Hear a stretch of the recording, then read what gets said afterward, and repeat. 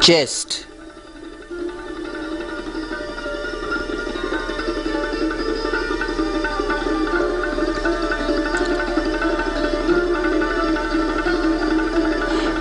Here we have a pigeon chest. Note the forward projecting sternum and costal cartilages. It may be congenital or secondary to rickets or chronic nasal obstruction in childhood. A pigeon chest where the sternum and costal cartilages are projecting forwards.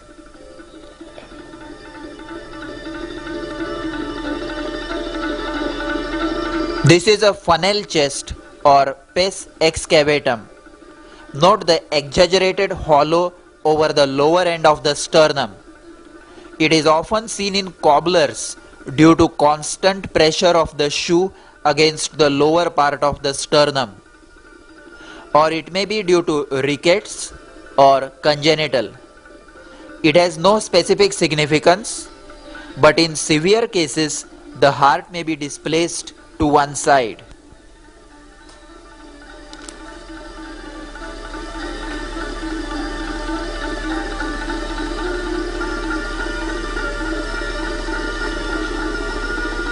Now this is a rickety chest with rickety rosary due to bead-like enlargement of costochondral junctions. Watch the two rows of visible beads on either side of the sternum. They are close to the sternum in the upper chest, while the lower ones are situated more laterally. Fourth, fifth and sixth costochondral junctions are particularly more enlarged.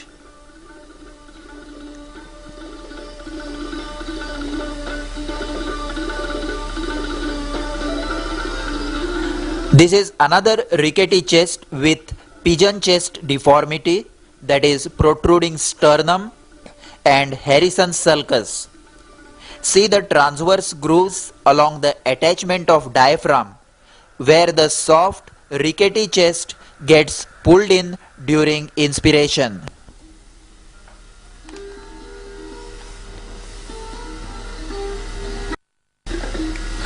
Watch this chest carefully. You will notice that the apex beat is on the right side. This is a case of dextrocardia. An X-ray will be confirmatory. What you have to remember is that in some cases with dextrocardia, even the abdominal organs will be inverted. So spleen will be on the right side, liver on the left side, and the pain of acute appendicitis is in the left iliac fossa. Watch again the apex beat on the right side.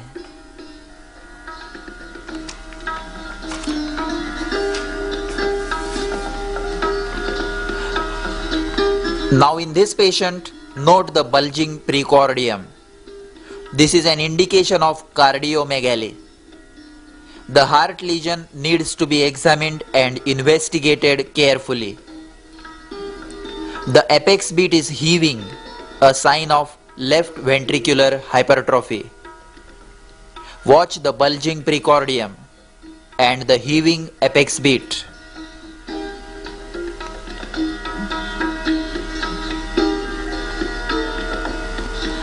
Watch the sustained systolic elevation of the apex beat.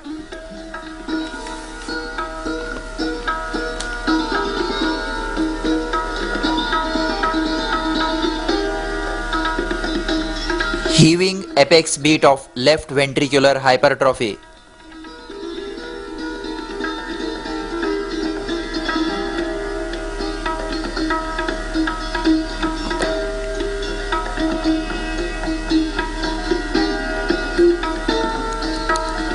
Here I am testing for left parasternal heave, which is absent. That is, clinically there is no hypertrophy of the right ventricle.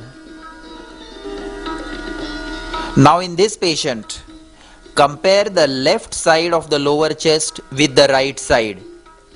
The left side shows fullness, the movements are diminished, and the intercostal spaces are relatively bulging. On the normal right side, the intercostal spaces are retracted during inspiration, but on the left side, they are bulging. This type of fullness indicates fluid in the pleural cavity, like pleural effusion or empyema.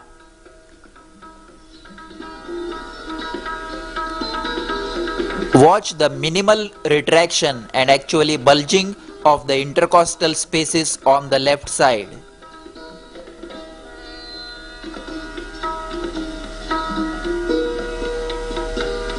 Now I am aspirating fluid from the right chest, and we will see the same case after aspiration of 1200 ml of clear straw colored fluid. See that the fullness of chest has reduced. Intercostal spaces now retract during inspiration.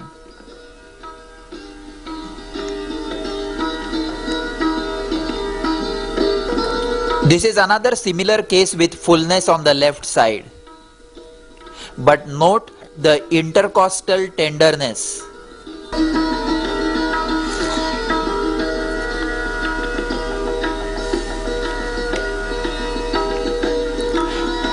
If the intercostal tenderness and fullness is present on the right side, then in addition to empyema, you have to think of amoebic hepatitis, which is more common. This was a case of amoebic liver abscess.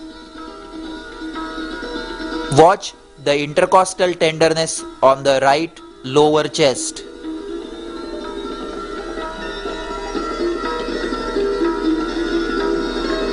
An intercostal tenderness at this site, you must suspect amoebic hepatitis.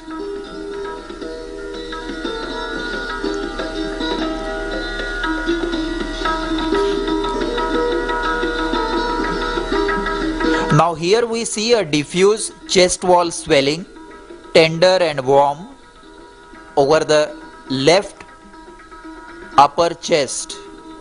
But the interesting feature here is that when the patient coughs, the swelling bulges. This is an empyema which has tracked to the subcutaneous tissues called as empyema necessitans. Watch the expansile impulse when the patient is coughing. This brings us to an important clinical rule that whenever a swelling is seen on the chest, you must look for cough impulse. See this cold abscess on right parasternal area. The positive cough impulse indicates an intrathoracic or pleural communication. While examining right parasternal and back swellings, in addition to cough impulse, you should also look for pulsations.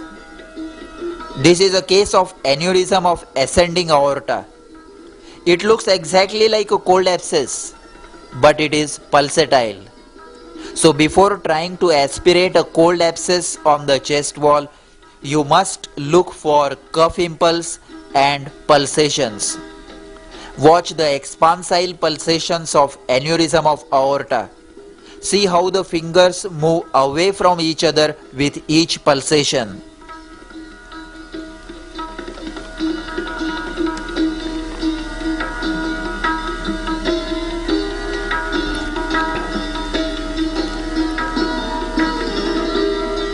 Expansile pulsations of aneurysm of aorta.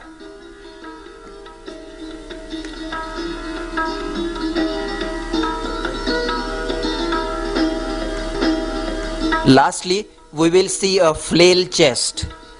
Such serious injuries are not seen in general practice, but watch it just for the abnormal movements.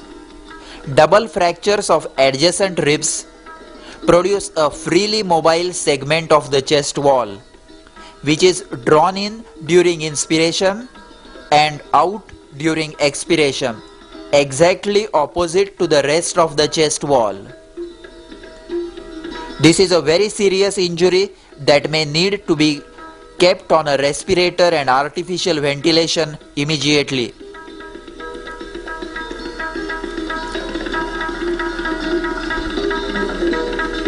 We will also see another very interesting sign in this case, that is surgical emphysema. Surgical emphysema occurs due to air in the subcutaneous tissues, which produces a crackling feel to palpation. See the swelling in the right side of the neck, and when I palpate it, you can actually see the displacement of air in the subcutaneous tissues. This type of surgical emphysema is often felt around fractures of ribs. But if such crackling crepitations are felt around an infected wound, you should immediately think of gas gangrene or similar anaerobic infections.